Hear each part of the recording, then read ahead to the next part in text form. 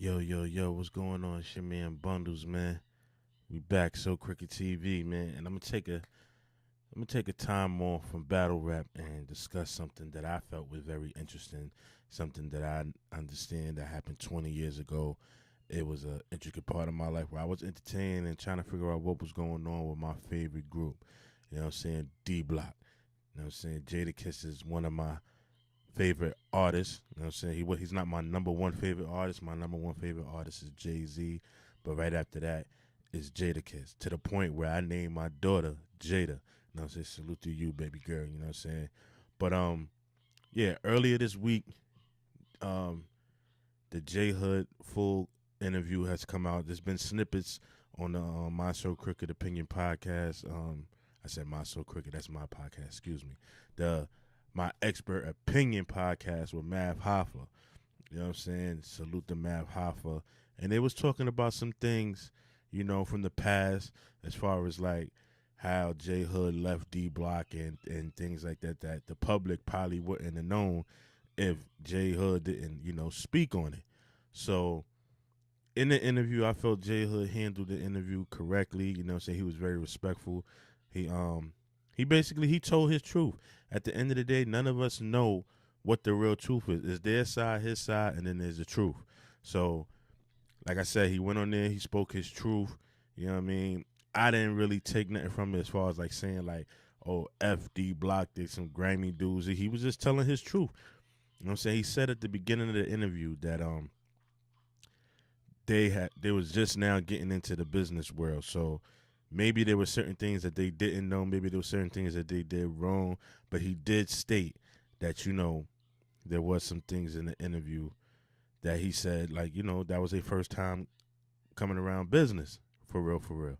So, Styles P responded. We're going to get into that. I'm going to play the Styles P response and then we're going to talk about it and see and see. And we're also going to play the J Hood response too. I'm not so much worried about the Math Hoffa response because at the end of the day, yeah, Math Hoffa's caught in the middle. It's not really his situation. It's not really his gripe. This is more between the D Block members and J Hood. So we're gonna play Styles P response right now, and then we're gonna get in the J Hood response, and then we're gonna come back and we're gonna talk about it, man. Let's go, man.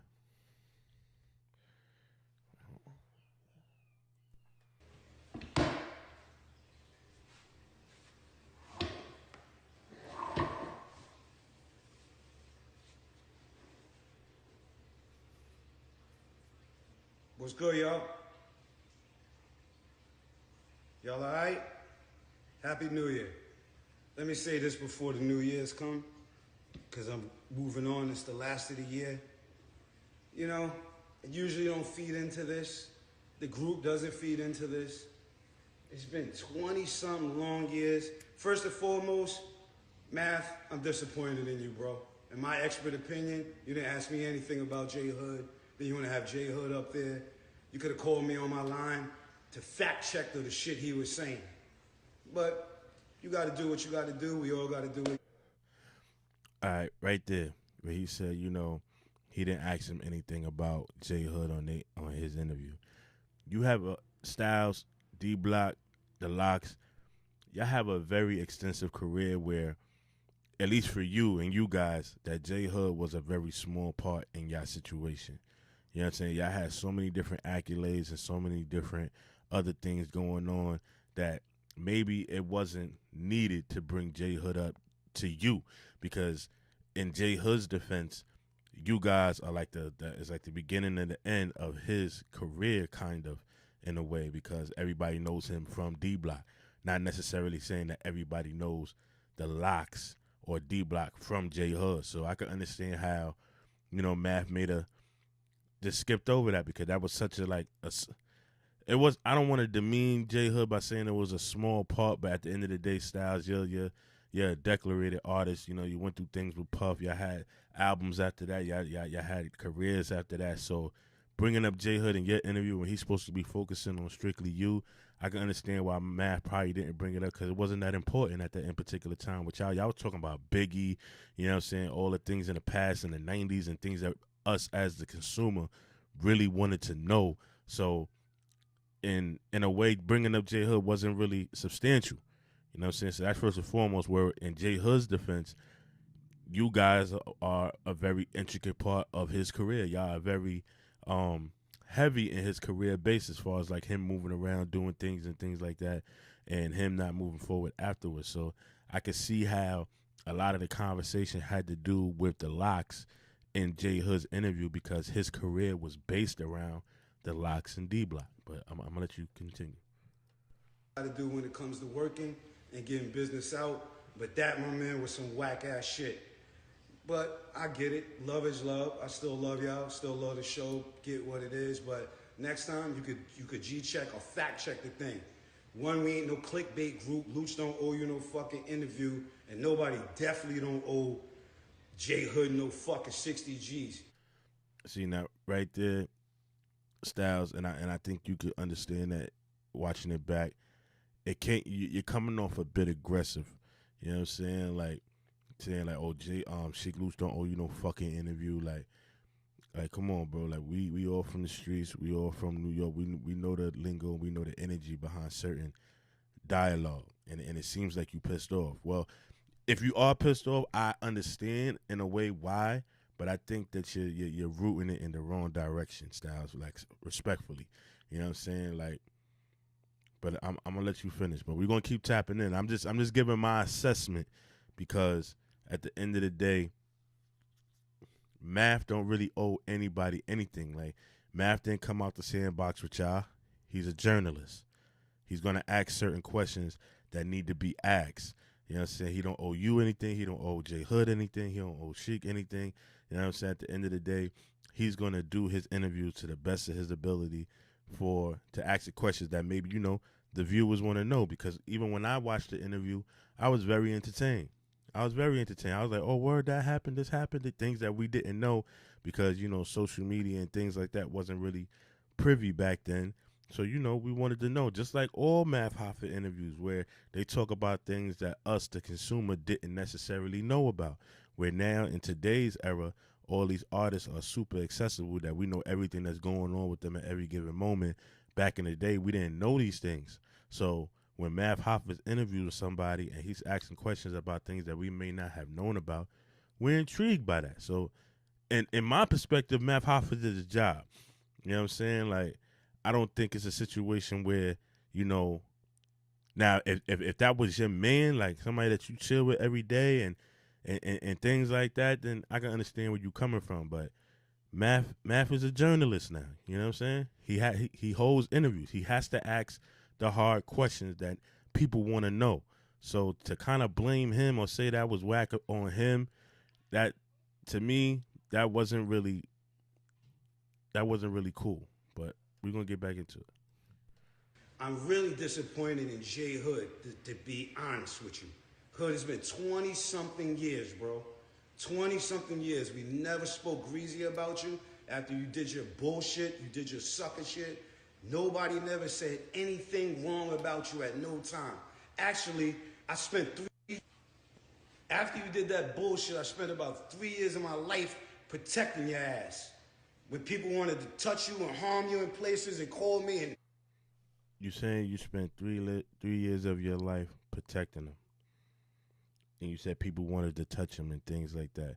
The only people I could think that are honestly pissed off with J Hood is, D Block affiliates. So saying this whole spending 3 years of saving them is like, all right, for instance, like if it was somebody that you didn't know and you had to jump out the window to kind of like tell that person not to touch J Hood, that's one thing. I can understand that. But if it's your homies, they only feel some type of way because it's something that happened with you. So that's an easy fix. But to say like you spent 3 years of your life protecting them, it should have. If it's from your clique, if it's from your crew, if it's from your people, that should be a one-time conversation. Like, yo, listen, man, J Hood good, leave him alone, let him be, and that should be that.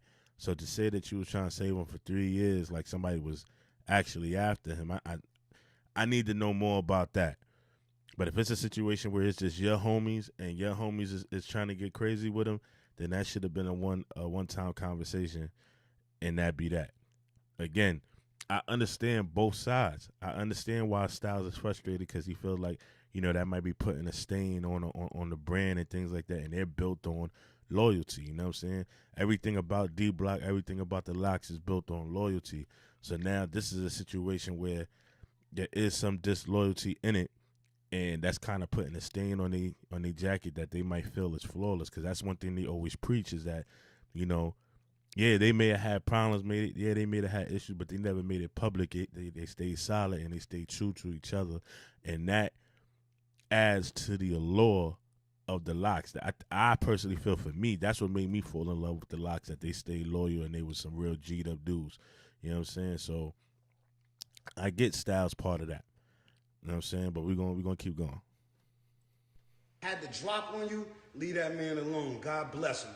You know what I'm saying? But here it is 20 years later. Luch been in your house to fight your father for you before. Niggas gave your mother money when your house burnt down. We actually made you into the artist you are. Luch used to argue with Flex to play your shit and do this, but your old 60 G's, the label didn't even really want to. Now,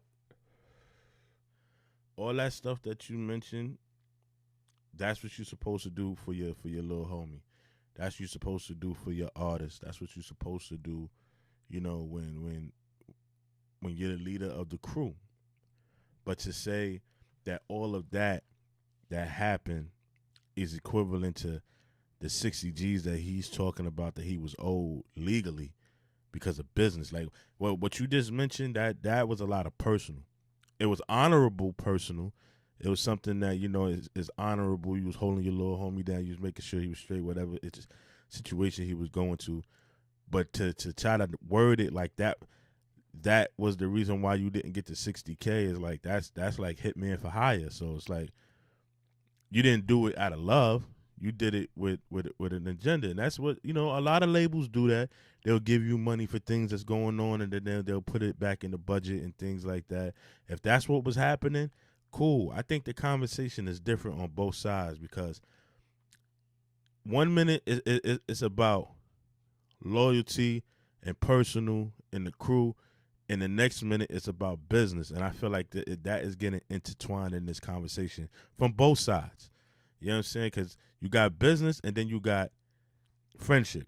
The friendship side is the whole going to check the father, making sure you was good when your house burnt down. Even the house burnt down situation is like borderline friendship, borderline legal situation, because at the end of the day, that is your artist. You're supposed to want to make sure that your artist is set up correctly so they can have some creative juices flowing instead of having bullshit on their mind. So, like I said, it's somewhere in the middle with this conversation. It could be either way, man, but we're going to keep going. With you, but you're old 60 G's. And the sucker shit about it, why I ain't even say, you ain't no 60 G's because you tried to fucking sue us. You went to the lawyers. You tried to sue us. You tried to see that we had your publishing, to see that we didn't have your publishing, and your publishing was there. And then I bet you never told the people there that I told you, Hood, whatever you want to do, however you feeling, God bless you. I'll make sure it's okay. We'll fix what needs to be fixed, how it needs to be fixed. But you still went and did that sucker shit you did. So the niggas never wanted to fuck with you. And 20 years down the line, you are still bitter and using our name for attention. Why didn't you make successful albums in them 20 years or do something with your time successful? That is on you, my brother. You not.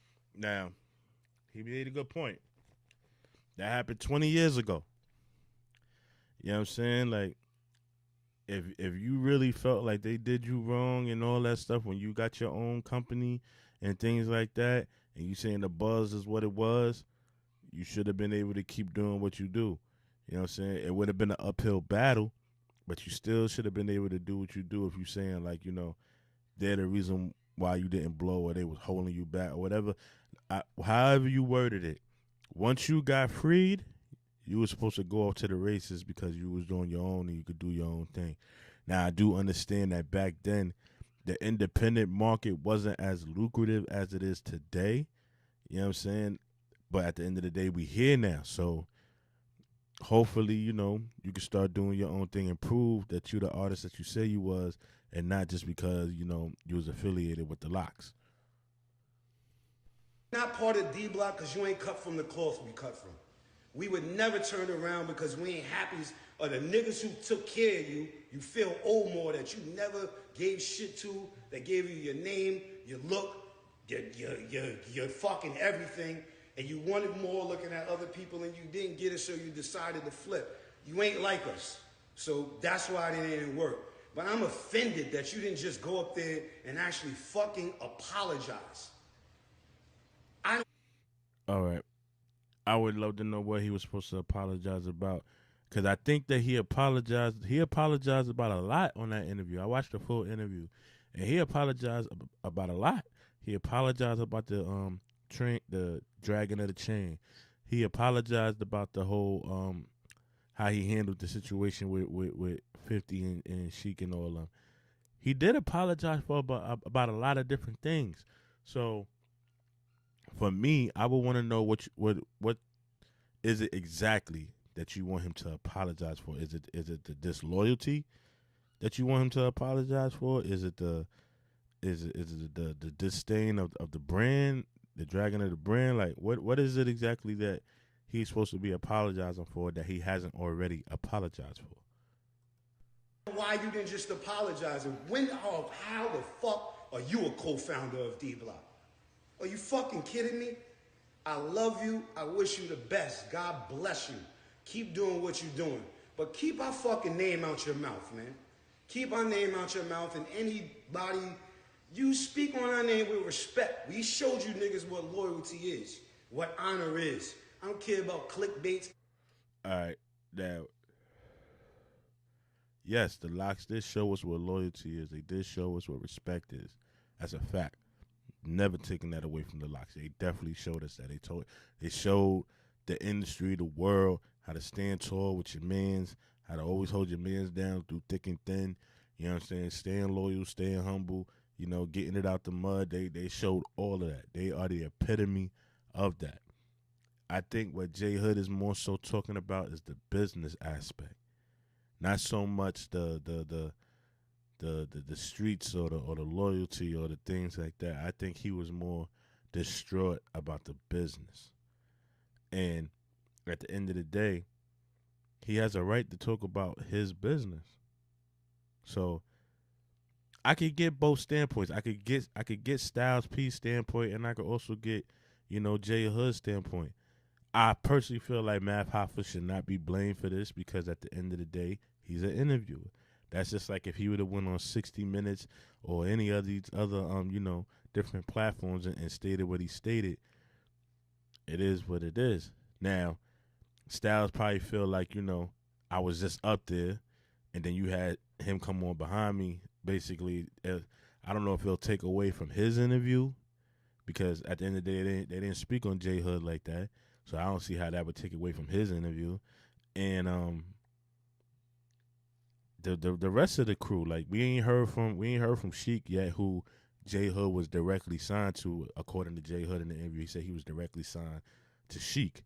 You know what I'm saying? So we didn't hear from Sheik. We ain't. I don't think we are gonna hear from Jada. Jada probably it's like that. This is water under the bridge for him. But I feel like Styles kind of really took it to heart. Maybe, and I think the only reason why Styles took it to heart is based on the brand and what it stands for, the loyalty, the respect, the honor, the camaraderie. You know what I'm saying? All of that stuff comes into question based on some of the parts of this interview, and maybe he's not feeling that part. But we're going to continue. I don't care about interviews. Do your shit and get it right. J Hood is not D Block, because when he did the sucker shit, he didn't have discipline, dedication, and determination. So, boom, that's all it is. But damn, Hood, you should have apologized as a grown man 20 years later and just left it at that. But no, here we go. Nobody owes you a damn thing, and stop lying on people's names. Like, I've never addressed this shit in all of these years. Always say, God bless you, keep it moving. But damn, bro, 20 years later, you still... Come on, man. What's up, bro? What's up with you? 20 years later? Are you kidding me? 20 years later, you don't got nothing better to talk about? We never spoke on you bad, never said anything ill about you, never been on any radio station, anywhere, TV, and said one damn thing about you. You dragged the chain on the floor, you ran around, The dragging the chain on the floor was disrespectful. That was disrespectful. Even I knew from that day forward, him as a D Block member, that shit was over. I even knew that. That was very disrespectful. And I could see how they felt some type of way about you. And yes, he is right. As far as the public is concerned, they never said anything really ill about you. You know what I'm saying? I think she threw a jab one time, but it was a light jab. Like, yo, I ain't gonna argue with J Hood like I know his mama. Like that to me was light. It's truth behind it, and that was light. But as far as my recollection goes, they never disrespected you in public. Never. And you disrespected them in public. So I could see how Styles P is probably really distraught and feel some type of way about what's going on right now, because the original disrespect, as far as publicly, I can't speak for behind the scenes, the original disrespect came from J Hood. And they kind of took that on the chin pause. Like, you know what I'm saying? They didn't really come at you or do any funny shit as far as the public is concerned. You know what I'm saying? So we're going to let Styles finish. You was trying to be with 50 and them. G Unit didn't take you after neither. You flipped because you thought they was going to take you. That shit backfired on you. See, you're not saying everything that happened, and I don't want to bother to say it. All right. Now, he's saying that J Hood tried to go to G Unit and it backfired. Now, in the interview, you know what I'm saying, J Hood, and this is only J Hood's statements. We can't say whether it's true or false or anything, because I felt like it was kind of weird, like him saying that, I was taking an interview knowing that I wasn't going to sign there. Like, that kind of didn't make any sense to me, because I'm looking at it like, why would you take an interview? Like, let's be clear, 50 was hot at this time. 50 was on fire. Everything 50 touched turned to gold. You know what I'm saying? At that time, he was beefing with D Block, the Locks and them, and then you went over there. Here's the thing, and I'm talking to J Hood. Here's the thing. You can admit that you was wrong.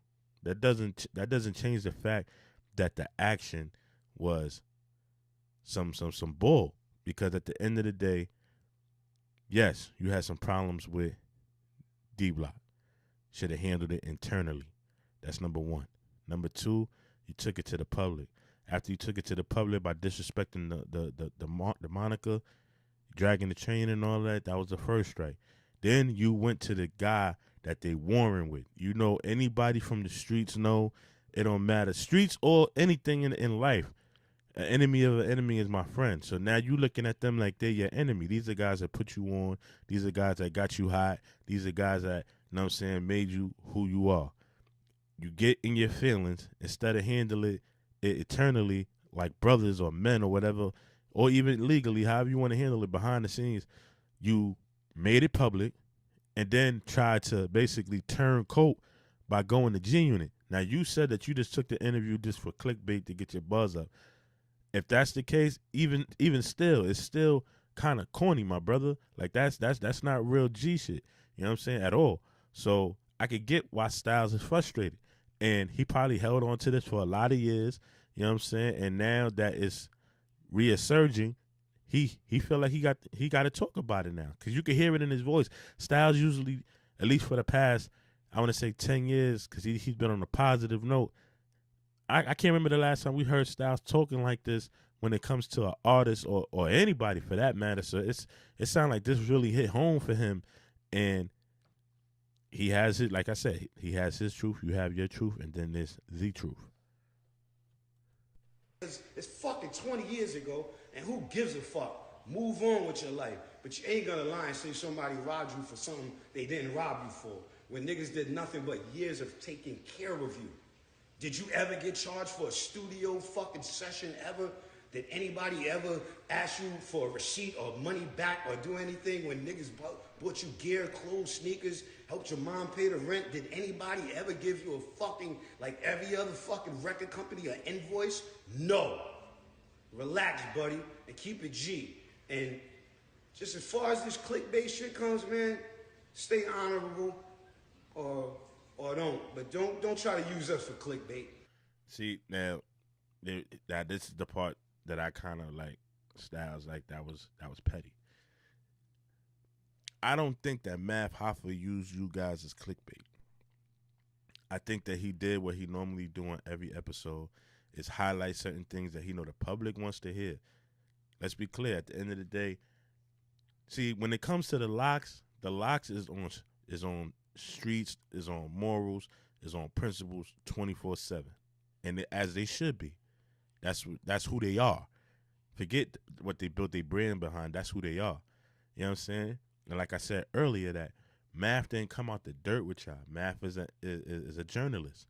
You went on his show knowing that he was a journalist. Now, it's up to the person that's talking to whether they keep it respectful or disrespectful. That's not on Math. You went up there like you spoke about Big, you spoke about all the good time. You kept it honorable with whatever situations you was talking about, because that's who you are as a person. You know what I'm saying? And Math let you do your thing. He let you speak your truth. J Hood comes up there because he had, and let's be clear, it wasn't a J Hood interview.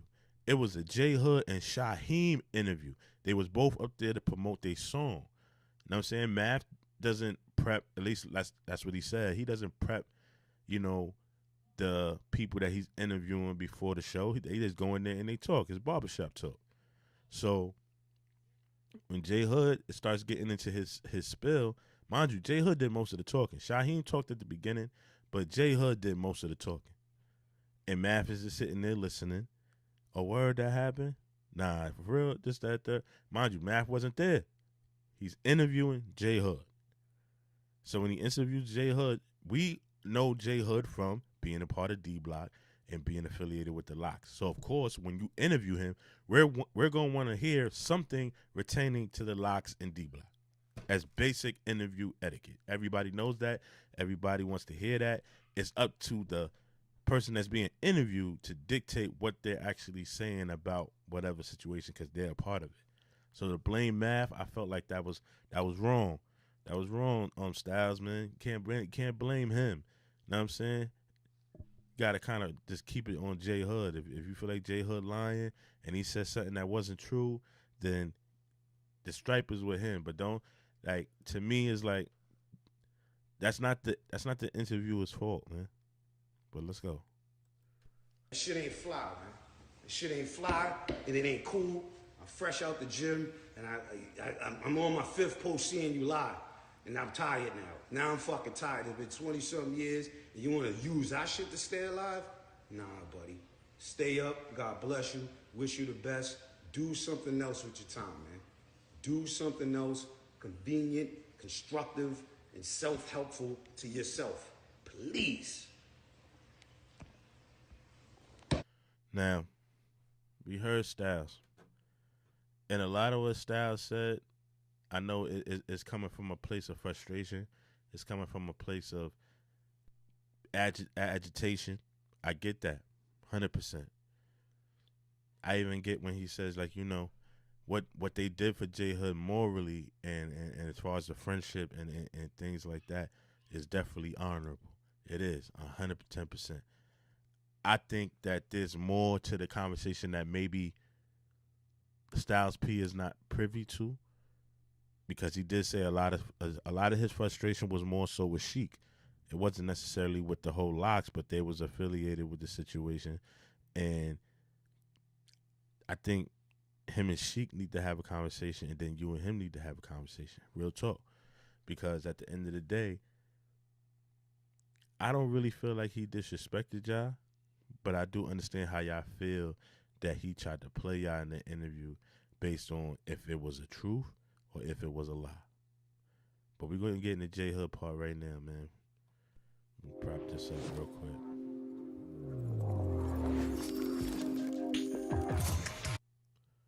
Depending on who you ask, they'll tell you I'm a legend. From YO to the Veil to the Mongol spot on Creston. Always been 1,000, never ever been a lane. Lay a nigga down for these 3 letters on my chain. What's going on? I hope everyone is enjoying their evening.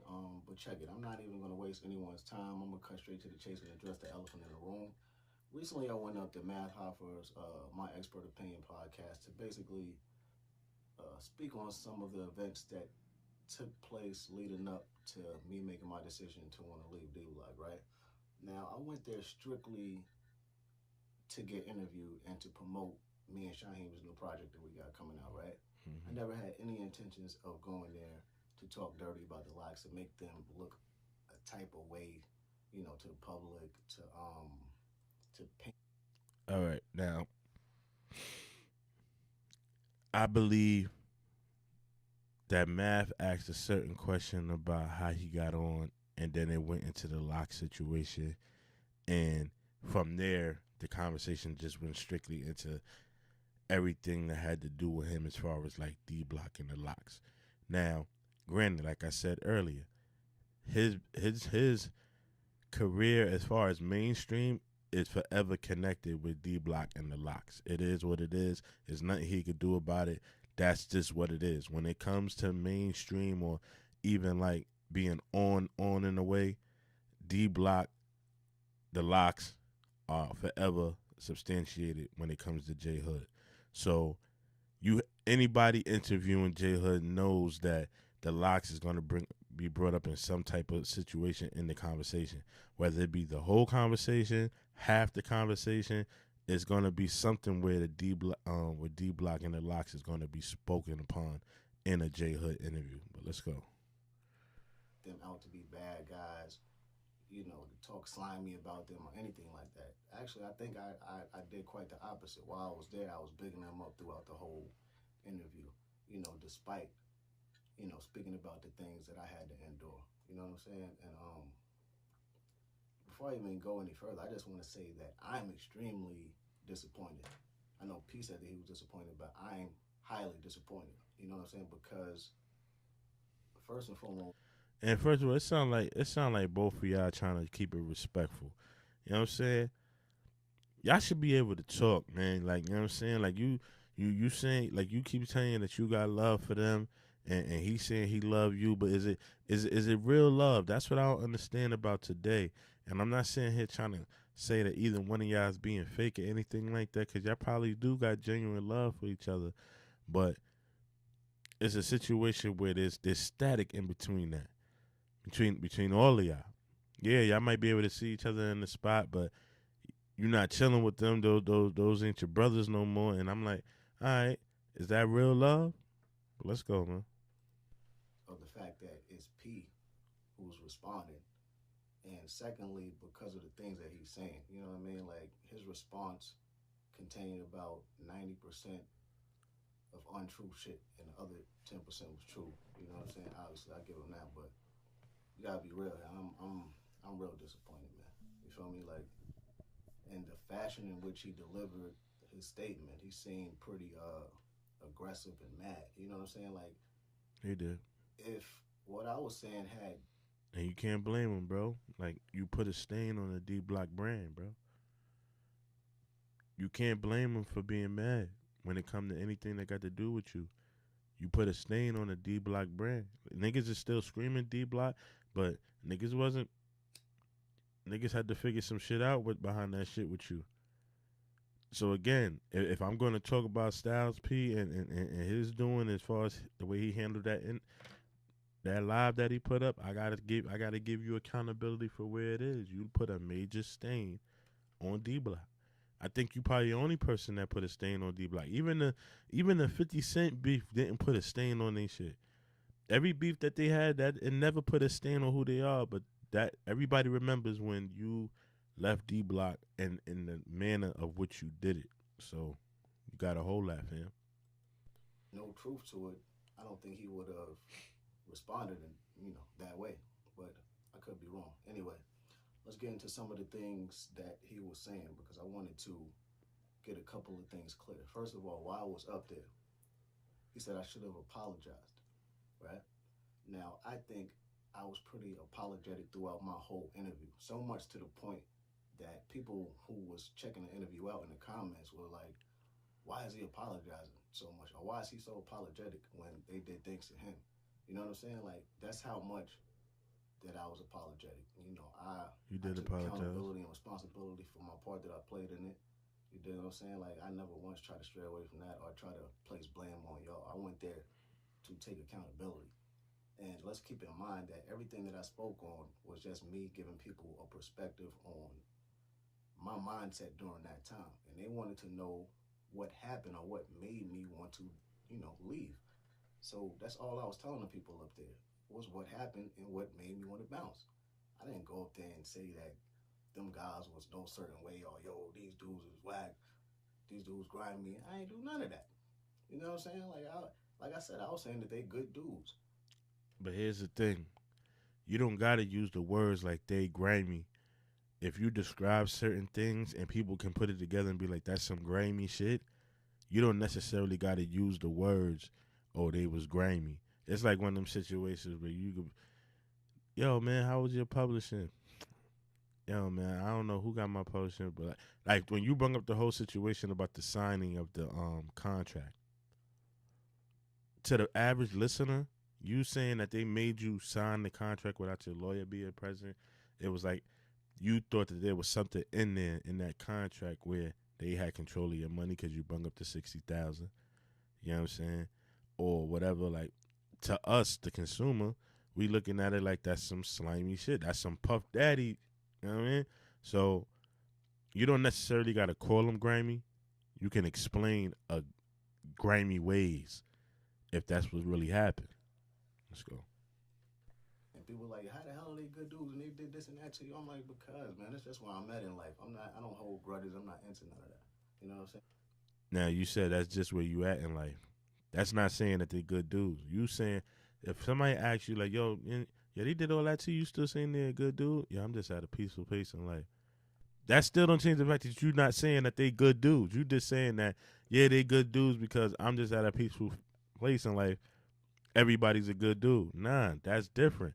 See, when you get people that really listen to words and conversations and things like that, brother, they're gonna catch stuff like that. They're gonna catch the shade. They're gonna peep that. You know what I'm saying? And from what I've seen, Sheik, Styles, Jada, they very direct in their conversation. In interviews, all that. So I can see how Styles P probably took that shit a certain way.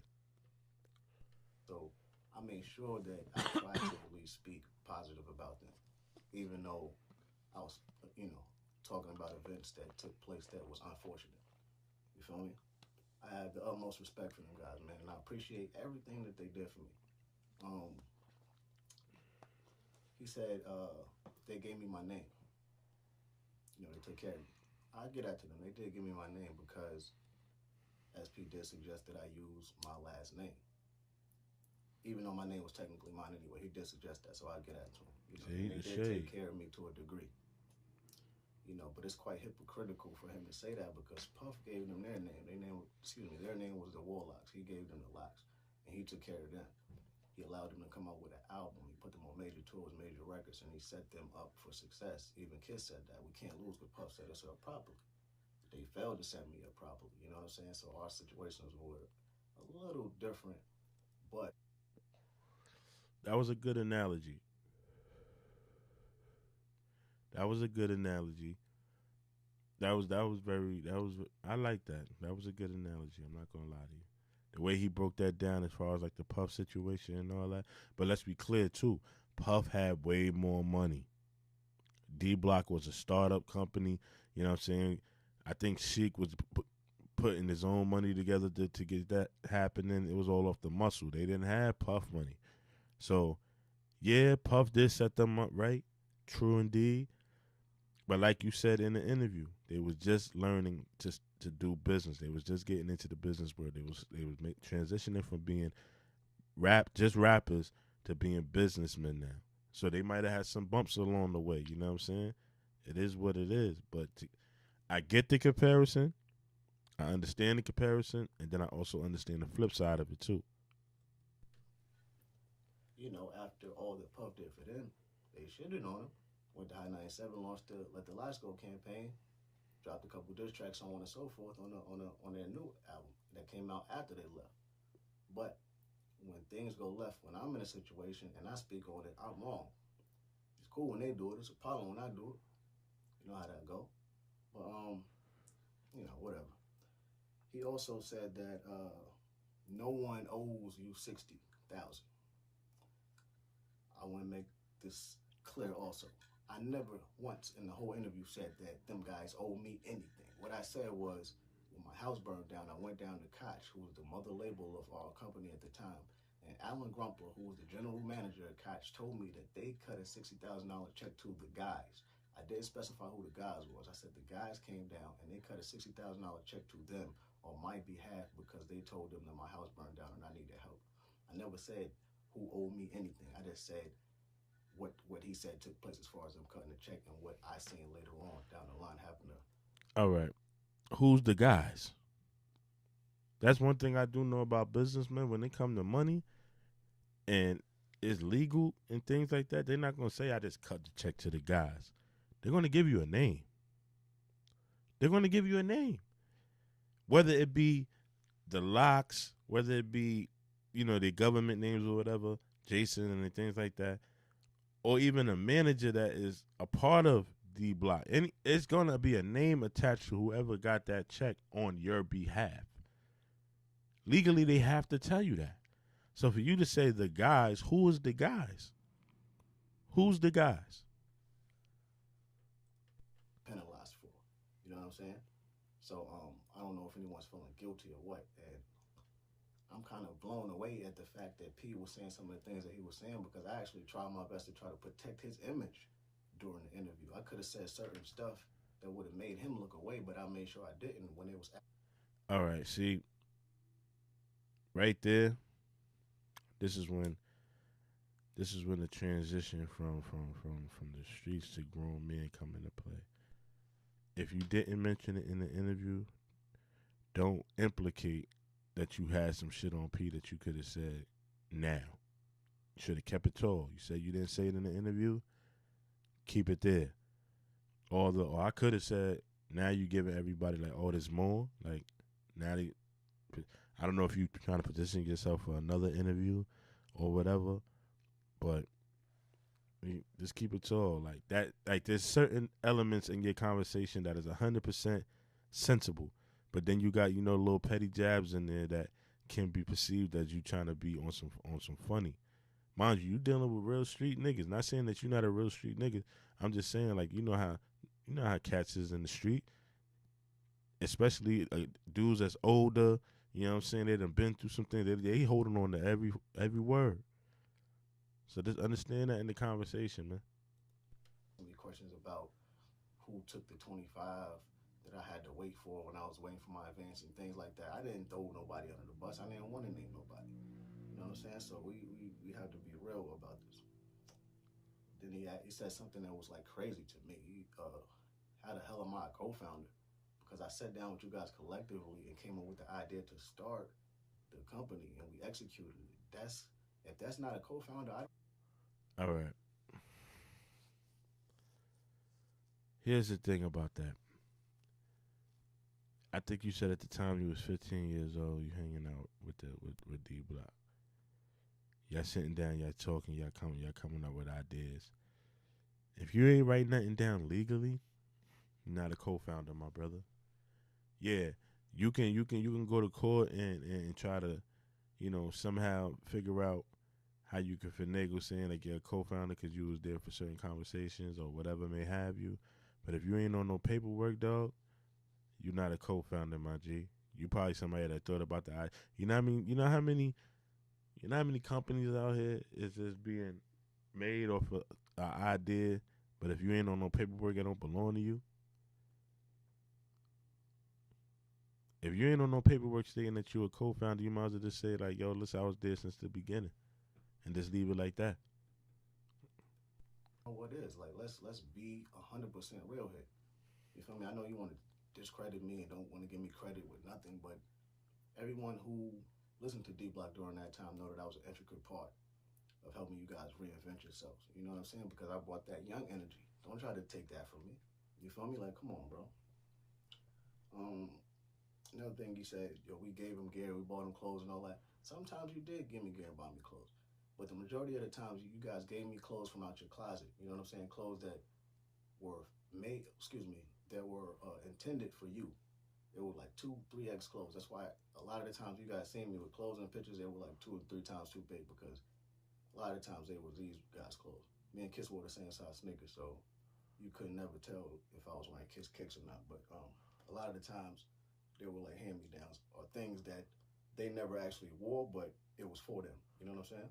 We don't keep it all the way real. He talking about they pay my mom's rent.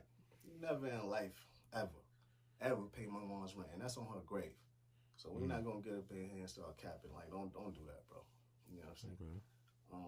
They gave my mom's, excuse me, I want to make sure I say this correctly.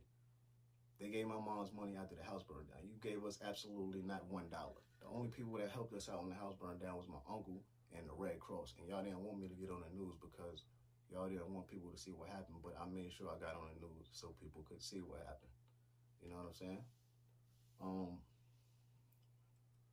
Now, I don't know if y'all remember, y'all probably could look it up where J Hood was on the Red Cross commercial, and that was kind of like a very hard dent in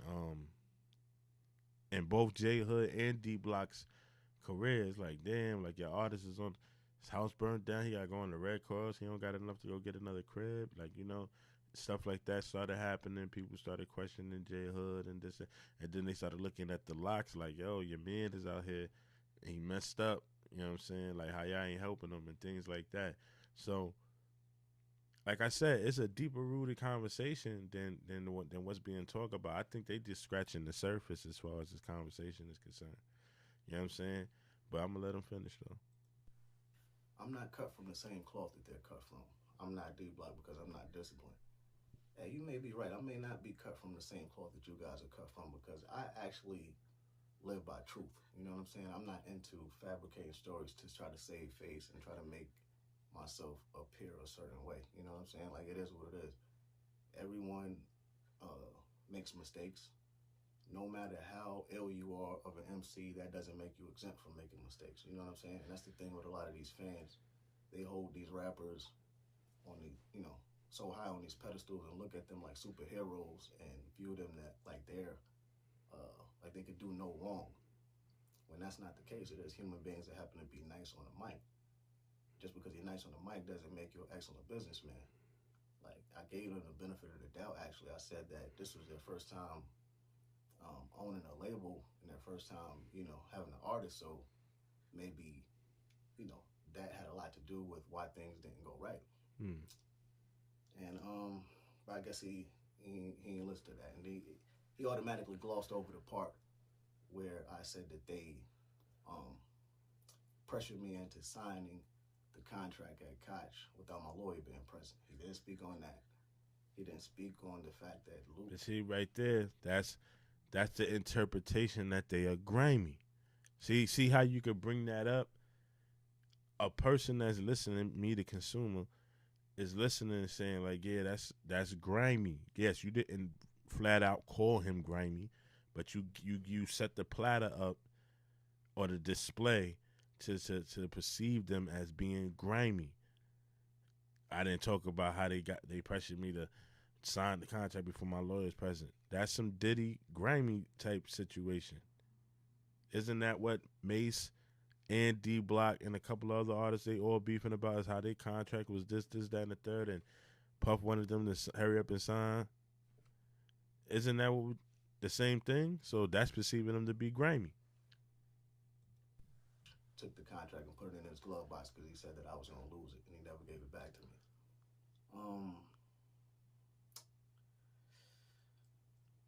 What else? I want to make sure I'm not missing anything.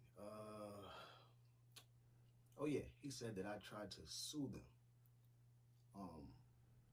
for publishing or something like that. Dude, I never even came out with an official single to generate any spins or to get any crazy publishing from. So why would I do that? Like, that would make no sense and would be a waste of time. And I don't even have the funds to take you guys to court legally. Like that makes no sense. You guys have way more money than me. It'll cost me more to take you guys to court than I would actually win if I won the case. So that made no sense at all. That was brand new to me, actually. That was something that I never heard before. But I can understand why he's bent out of shape because it's probably some information that they didn't want to get out. But I never once lied. I went up there, I spoke my truth, and that's all I did. I never once tried to make them look bad. I just simply told my story, which I'm entitled to tell because it's a part of my life that I experienced, and I'm always going to be able to tell that story because I put in the work to be able to speak on that. You feel what I'm saying? Like, and he said, "What have I done? I mean, excuse me. Why haven't I released a successful album in the last past 20 years? You guys blackball me. Hold on. You know what I mean? Let's. See, that's another thing. You just said that they blackballed you. That's saying that they grimy. You just gave up two delicate pieces of information that the public would perceive them as being grimy. They made you sign the contract before your lawyer got there. Things didn't go their way, they blackballed you. That's two of the most grimiest things you could do in the industry. That you're claiming that D Block or the Locks in its entirety did to you. That's why they upset because you're trying to perceive them as being grimy when everything that they stand for is based on loyalty and respect and honor. And you're saying that that's not what it is. The rack. Certain people were skeptical about dealing with me because they didn't want to jeopardize it, messing up the relationship with you guys. Y'all try to destroy me, like low key. You try to assassinate my character. You try to defame me, like a bunch of stuff behind closed doors that people don't know about. And you're gonna ask me that question? I think the more important question should have been, how many artists have you guys successfully came out with in that 20-year time span under the D Block imprint? You feel me? Now listen, with that situation with you probably in their psyche made them not want to do it. For instance, it's like they came out in what, 90, I want to say 98, 99, that's when the Locks started popping up. It's 2008, they probably get to you, 2005, whatever. So they already had like a 10-year run of basic loyalty, even in the ups and downs and the bullshit. They had a loyalty within themselves, and they decided to come up with a company. You know, you around, you helped them come up with the brand. They looking at you like you one of them. You one of them. Everything moving, rocking, and then you become disloyal. That probably made them question anything outside of them three because of how you handled the situation, and they probably looking at you like, yo, Hood always gonna stay low, Hood always gonna stay down. Now, if you saying all the stuff that happened, yeah, I can understand why you switched up, but maybe there was some type of conversation that you wasn't privy to, or was you too young to understand, and that's why y'all going through what y'all going through, man. It's just a possibility. You'd be surprised how the conversation go if it's so true that it'd be weird and it trip you out. No, just a question. But this is silly. I'm not going to spend too much time on this. I'm not going to invest too much energy in this. Like I said, I don't hold grudges though. I love them guys. I had the ultimate, like, maximum respect for them. Could never take nothing from them musically. Like, top 5 groups of all time.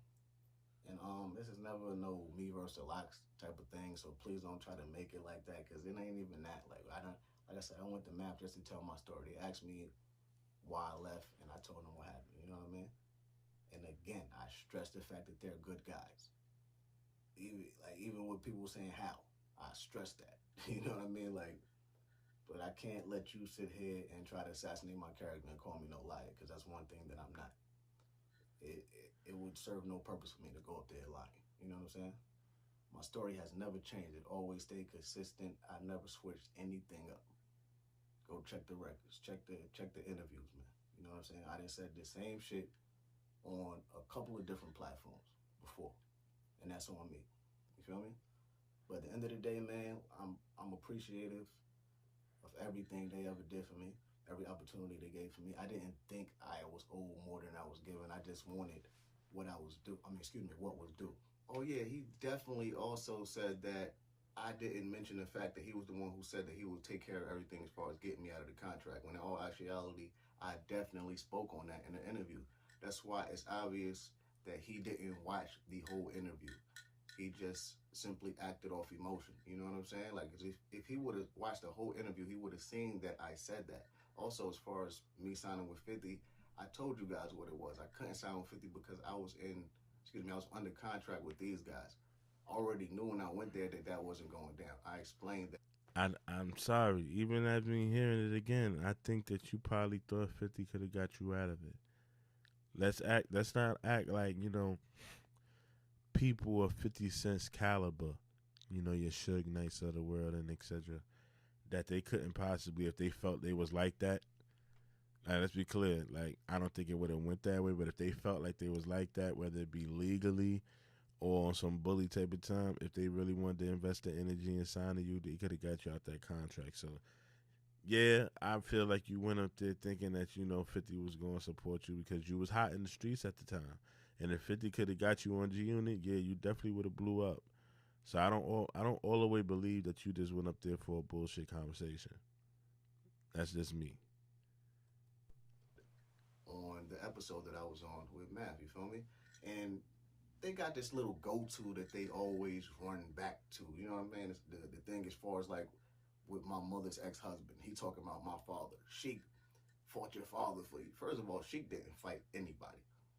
Let's get that clear. And you said that nobody even said nothing about me, period, within the last 20 years and all this other stuff. Yeah, you guys have. You guys have said little stuff on different interviews. When Sheik was speaking about me a while ago, this falls in the category of you guys trying to assassinate my character. He spoke on not knowing why I singled him out because I was the one who